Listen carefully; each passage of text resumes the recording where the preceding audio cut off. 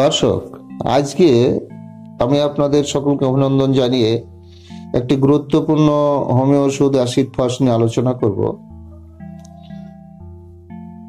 Phosphorus ও oxygen সংযোগে প্রস্তুত হয় অ্যাসিড ফসফরিকাম। 90 ভাগ ডিস্টিল ওয়াটারে 1 ভাগ আদত অ্যাসিড দ্রব্য করে তার 10 ভাগ 90 ভাগ অ্যালকোহলে মিশালে 2x শক্তি প্রস্তুত হয়। এই ওষুধ সাধারণত মূত্রযন্ত্র, স্নায়ুমণ্ডল ও অন্ত্রের উপরই অধিক কাজ করে। ধাতু দৌর্বল্য, রেথ ক্ষয়জনিত পীড়া, অতিরিক্ত ইন্দ্রচালনা যেমন স্বপ্নদোষ, হস্তমৈথুন ইত্যাদি কারণে বালকগণ নানাবিধ পীড়ায় আক্রান্ত হয়ে ক্রমশ দুর্বল হয়ে পড়ে। যে কথাটি পর্যন্ত বলতে বুকে দুর্বলতা অনুভব করে। কেউ কেউ বলেন এরূপ স্থলে এই ওষুধ মন্ত্র শক্তির মতো কার্য করে। স্টানাম ওষুধটিও বুকের দুর্বলতা আছে, কিন্তু শুক্রক্ষয় নিবন্ধন হইলে তা স্বপ্নদোষজনিত হোক অথবা বাহ্য প্রসার বেগ দেওয়ার কালীন শুক্র নির্গমন জন্যই হোক অ্যাসিড ফস উপযোগী। এইরূপ স্থলে প্রায় দেখিবেন যে রোগী সর্বদাই মনমারা, মাথা ঘোরে, শরীর কাঁপে, লিঙ্গ শিথিল হয়, পুরুষত্ব কমে যায়, কিন্তু বা লিঙ্গ হয়তো একেবারে উত্থিত হয় না। এক্ষেত্রে চায়নাও একটি গুরুত্বপূর্ণ ওষুধ। দুর্বলতায় মহৌষধ হলেও বহু দিন হইতে শুক্রক্ষয়জনিত পীড়ায় অ্যাসিড ফস 2x 3x শক্তি অধিক উপযোগী। অ্যাসিড ফসে প্রথমে মানসিক দৌর্বল্য, পরে শরীর আক্রান্ত হয়।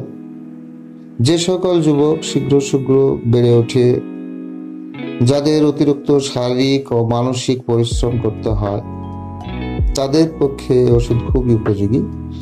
কোনো তরুণ পীড়ায়, স্বাস্থ্যভঙ্গ, অতিরিক্ত দুঃখ, ভালোবাসায় বঞ্চিত কিংবা শরীরে তেজস্কর পদার্থের ক্ষয় হেতু যখন শরীর নষ্ট হবার সম্ভাবনা হয়, তখন এই ওষুধ খুব উপযোগী।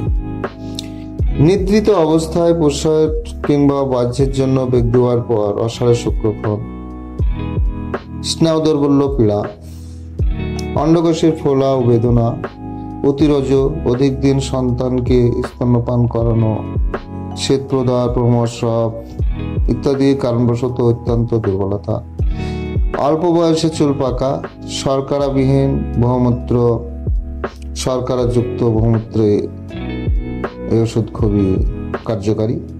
প্রস্রাব দুধের মতো সাদা দেখায়, তৎসহ অ্যালবুমিন, বেদনাশূন্য পুরাতন উদারময়, যাতে দুর্বলতার অভাব, ল্যারিঞ্জাইটিস, ট্রেকিয়াইটিস বা ব্রঙ্কাইটিস প্রভৃতি পীড়ায় বুকের নিম্নভাগ হতে কুটকুট করে কাশি হয়।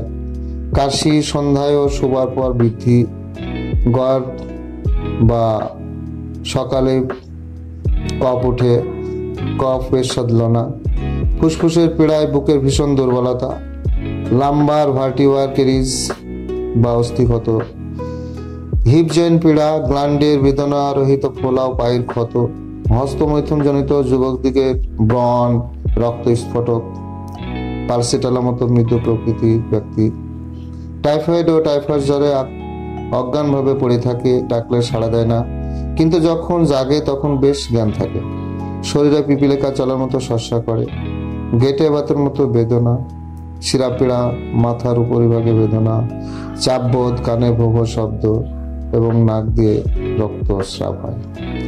দর্শক, এই কয়টা লক্ষণ বা বৈশিষ্ট্য হচ্ছে অ্যাসিড ফসের প্রধান বৈশিষ্ট্য বা চিত্র। আজকের এই সংক্ষিপ্ত আলোচনার মধ্যে দিয়ে আমি এখানেই শেষ করছি। ধন্যবাদ।